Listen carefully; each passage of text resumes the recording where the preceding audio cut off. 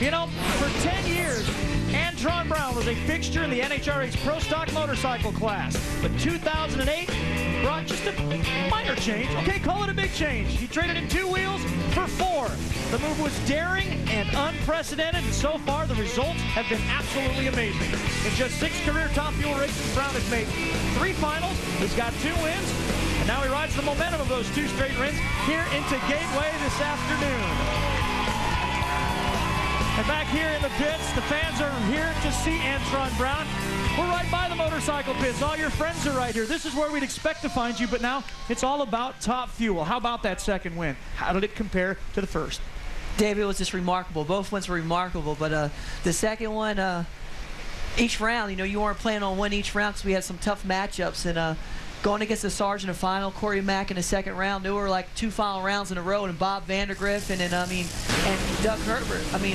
Not Doug Herbert, actually, David Grubnick. So it's tough competition, and got to take it round by round to see where you end up, because all these Top Fuel cars are no joke this year. Well, you know, Antron, you're the only person to go from Pro Stock motorcycle to Top Fuel. And I know if I got on one of those Pro Stock motorcycles and I let the clutch out, I'd probably scare the you-know-what out of me.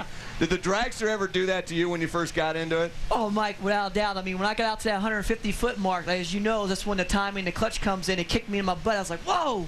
And I thought that was all it had. And then you get to a 330-foot, it does it again. And the half track, it does it one more time. And I'm like, this is ridiculous. At the end of the track, I was taking a deep breath going, crew got down there and said, how about that? I was like, that was great. Like, pretend like, you know, like that. But it took a little bit out of me. But I didn't let them know that it got the best of me. But each round, it's getting more and more comfortable with it, for sure. Yeah, never let them see you sweat, right? No, no, can't let that happen. Exactly. We talked a lot about the differences in driving the 2 different machines, but I want to talk about your experiences in Pro Stock motorcycle. What have you taken from that class that has made you as good a Top Fuel driver as you are so far? Well, in the Pro Stock bike category, the class is definitely tough, just like Pro Stock car category is, and you have to have a strong focus, like, you know, mentality when you go out there for each round, and cut a good light and be real skilled and make that bike be real finesse going down the racetrack, because if you slip up just 1 instant, you lose the race. And Top Fuel's the same way, so I just took that over to Top Fuel and just kept my same mental standpoint to stay calm, relax, and focus, and don't let things get to you, because you can't, because once you slip up, you're done. Antron, the number 4 qualifiers, got a great first-round matchup we'll talk about in just a minute, but there is some other news, and it all involves Team Coletta. How about Doug Coletta, 452? He's the number 5 qualifier. Then there's Hillary Will, who ran 450 to grab the 3 spot. But the run of the weekend, Mike Dunn, the best run of the year by 300ths of a second, Dave Grubnick. I'll tell you, Connie Coletta loved the conditions where he can just throw everything at it, and boy, they did with a great 4:46 elapsed time to get that number 1 spot. It even leaves Antron Brown speechless, Gary.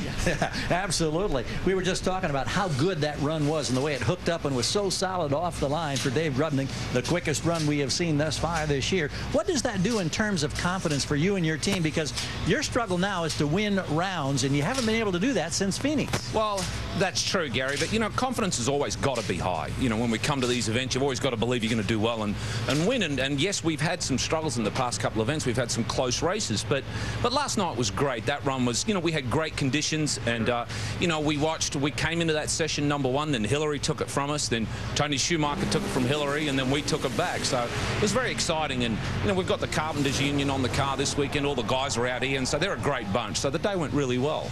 Well, we look forward to seeing you win some rounds today. He'll start against Luigi Novelli in round number 1. Thank you, Gary. Michael? Great matchup to watch in the first round. You're going to go up against Brandon Bernstein. This is his sponsor's hometown. He loves to win here, but he's going to have to be on his game, I think, to get around you.